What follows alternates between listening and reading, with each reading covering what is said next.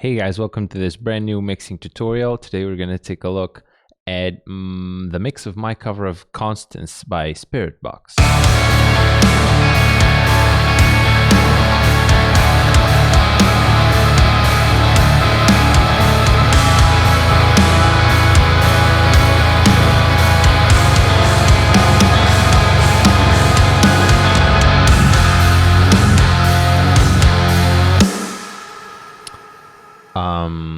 Such a pretty song.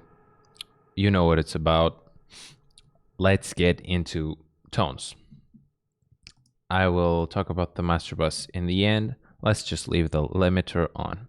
So this is a favorite drum sound of mine. It's my P4 drum sound with a few changes. So to get the bulk of this, to get the whole mixing of this kit, you just need to go to YouTube and look up my GGD P4 demo review. And I mixed this kit in that video, and you can get the full drum sound from there. The changes on this song is just that the snare has a little bit more room, the toms have a little bit more room, and the kick also has a little bit more room. This is because of the intro part, where it's meant to be a drum-centric part. So like this in the original, drums are programmed, but they still have a lot of ambience so that they sound natural when soloed.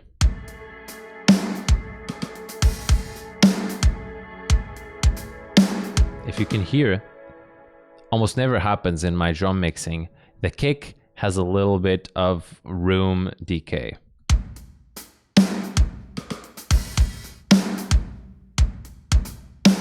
Not only does the song not have fast kicks, so you can do this, but it has drum exposed sections that really benefit from it. So that's the important drum lesson on this cover, is that you should adjust, if you're using programmed, just your room balances based on the music. And it can add a lot, just that little adjustment.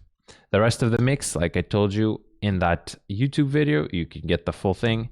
And I know a lot of you have watched it, so you spare us the time. English is difficult today.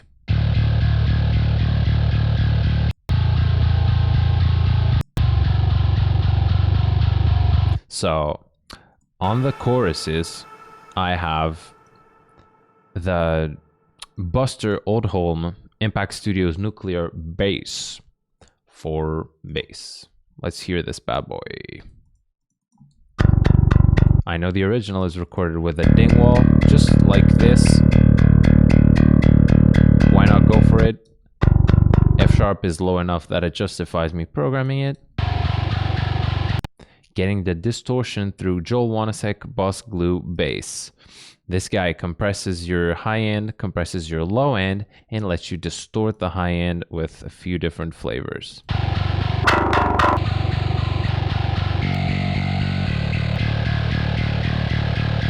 A was my favorite here.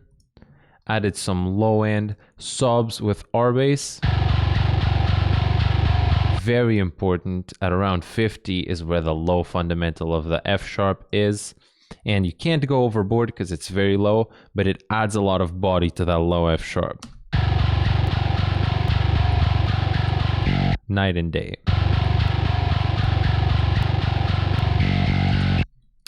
And then the hero of the bass tone, Cornef Amplified Instrument Processor. Let's check a before and after.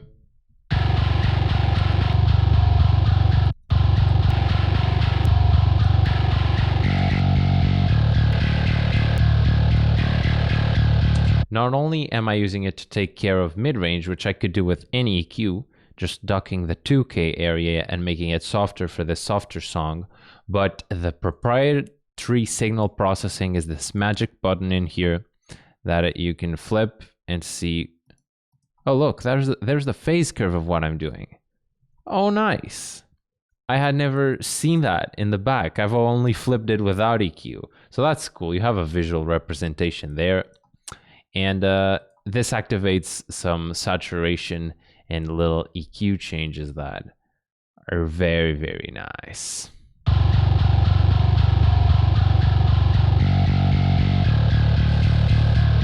and of course filtering the very high end. That's what's happening here.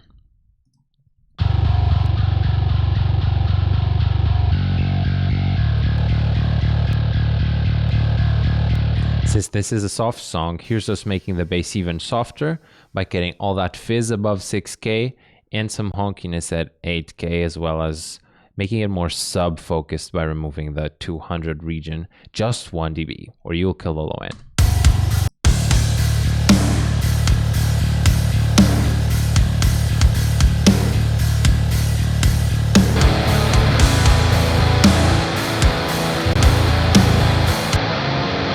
Moving on to guitars, this is a new tone.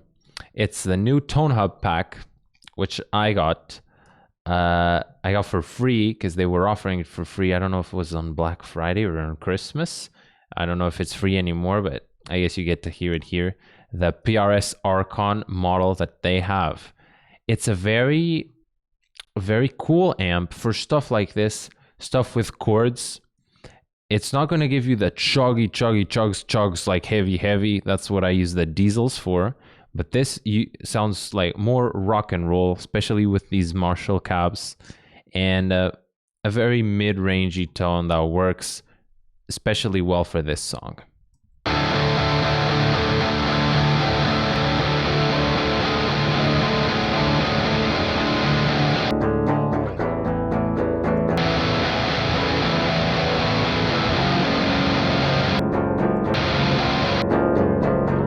You can almost hear the DI seeping through because it leaves a lot of notes. And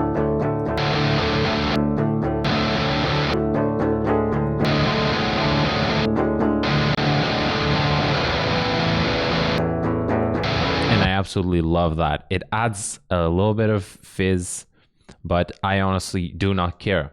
I take care of the subs and a little bit of boominess at 200, so basically zero EQ. And just this magic guy.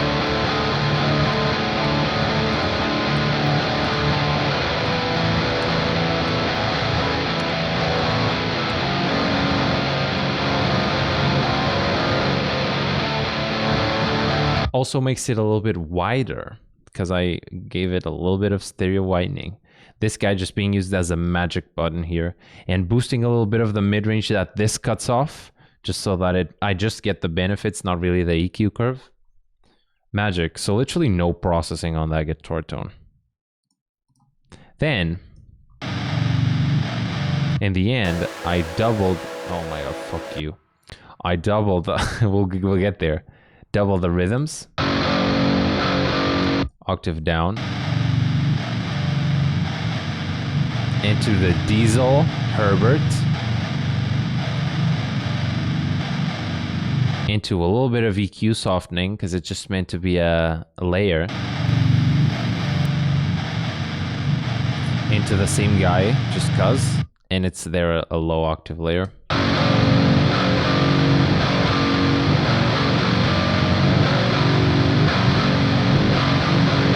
Very heavy, very essential. Let's get to clean stuff. Let's explain this guy first, which has the most effects.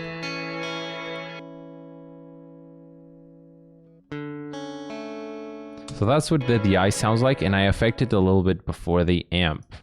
Namely, I get rid of a little bit of buildup in the...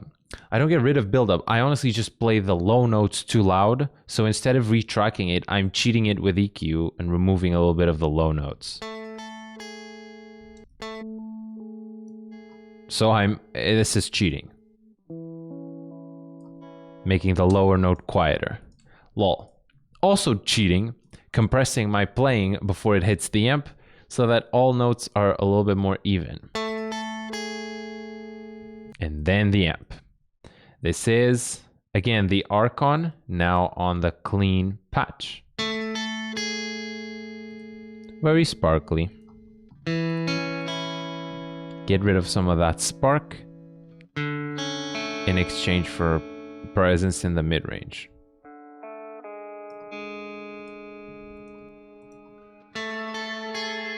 Essential, lots and lots of reverb. Cut the low end off, give it like 75% mix and a long decay. There you go. stereo widening with fab filter. So in case you haven't seen me do this, you can place a fab filter band in the middle, and you can cut stuff just from the middle channel and leave the sides unaffected. So if you cut stuff from the mids and then you boost the volume, the sound gets wider. Check it out.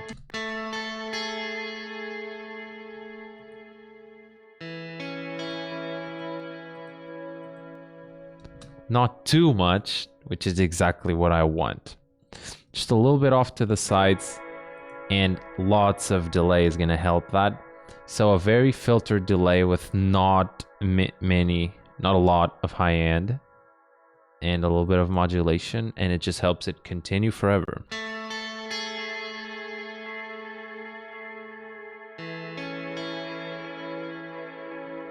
There you go.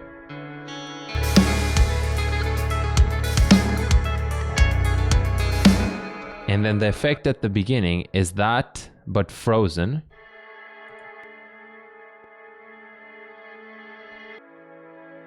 And reversed as well. Just making these chord shapes and going into 100% reverb to drown out the notes and the gaps between them.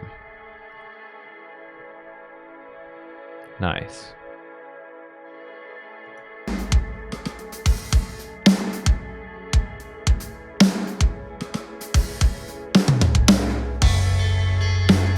Fills in the gaps. Then there's this fast guy.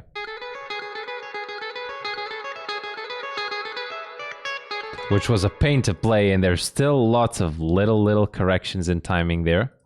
This part sucks. Again, compressing before the amp. Same two plugins there. And then the reverb is just a little bit backed off, so not 75 but 50 mix, and not 14 seconds but 5.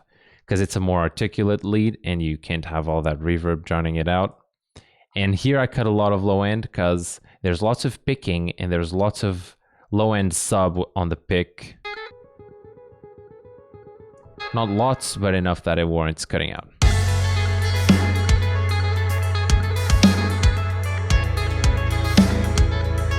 Okay, so that reverb guy that you saw me freeze, I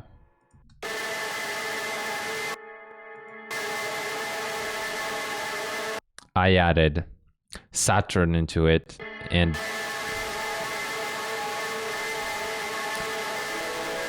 heavy saturation at 100%, EQ to take off the harshest stuff, and Panman to make it go round and round to the sides. Don't want to listen to that much more, thank you. Now.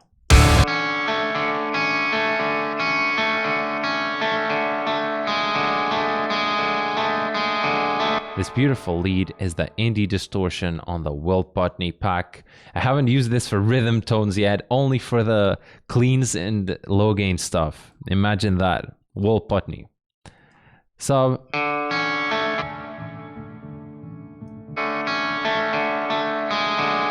Verb.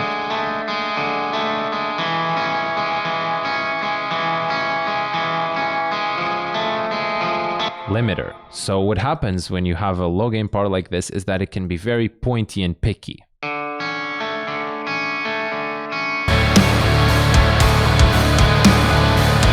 it has those peaks, but it isn't there in the mix. And if you turn it too loud, you hear it picking through. So with a limiter, you can chop off those peaks and turn up the gain, and suddenly it's present.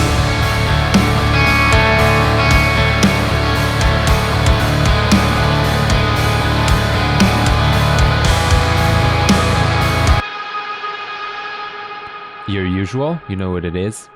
Any distortion tone, I went with the Soldano high gain thing. It was mid-rangey and annoying, had lots of note. 100% wet reverb, lots of decay on this one because I wanted to last for that part. Silence, you will hear. And of course, always EQ these with caution.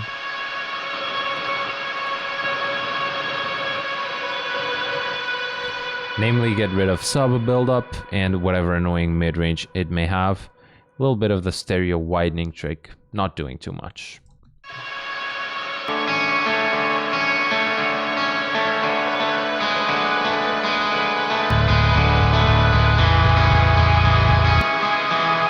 Everything in its own little space. Very nice. There's a little choir layer. It's like volume swells on these choir chords.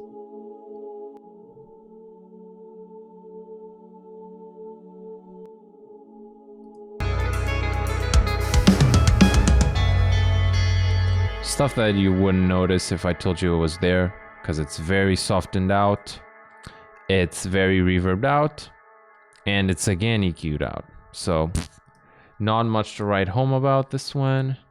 I want one more to fill things up. So quiet.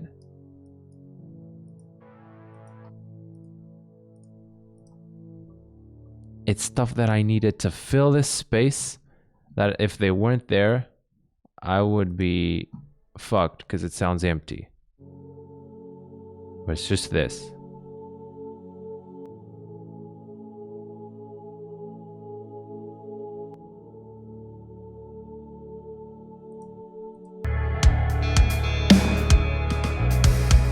I guess you're here to see the little layers. Very important chorus bell.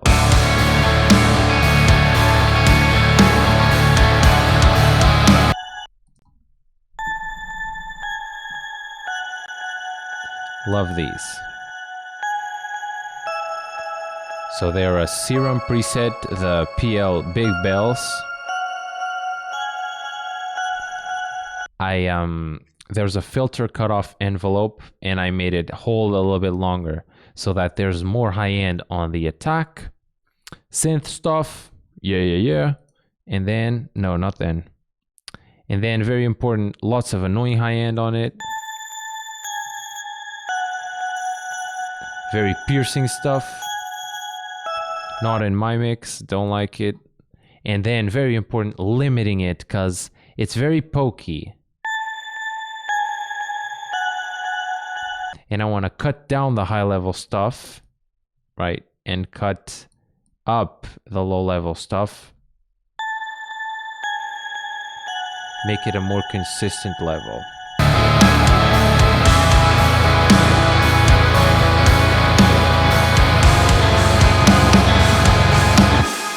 Here, you know the motherfucker. The sad piano. Free instrument from Spitfire Audio. Go get it. And then EQ it because it's a little bit too soft. Just that. There it is. Nothing to talk about. Makes me sad. Sad piano. Explosion. Quiet in this song. It's just there to accent the moments without poking through, like I sometimes want the explosion to be loud. Not here. Yeah.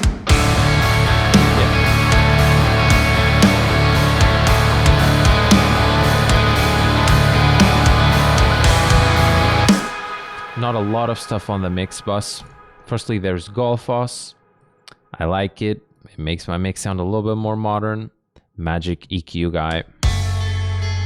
Here, these things.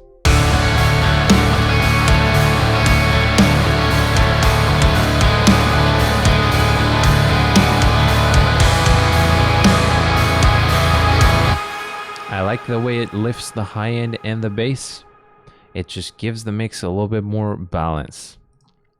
Then it's on to mix bus compression, and I went back to Joel Wanasek's one because it has saturation that this song needs to be very big and fluffy. So I went for the Iron one that has nice bloomy low end, gives you a little bit of 100 hertz softness, and is compressing the kick and snare a little bit.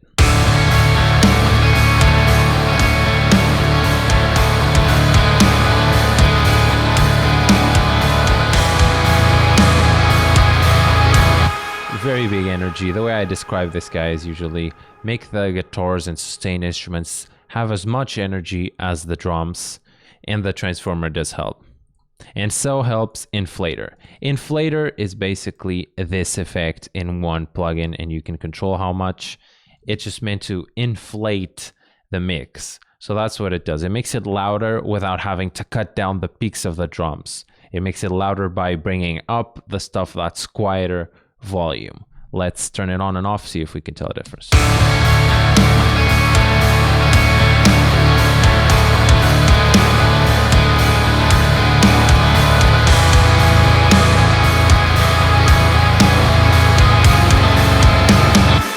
By listening for the guitars and bass, I can tell that they have more energy to them because the part of the wave that's meant to be quieter is turned up just that little bit. Into the favorite limiter, Ozone.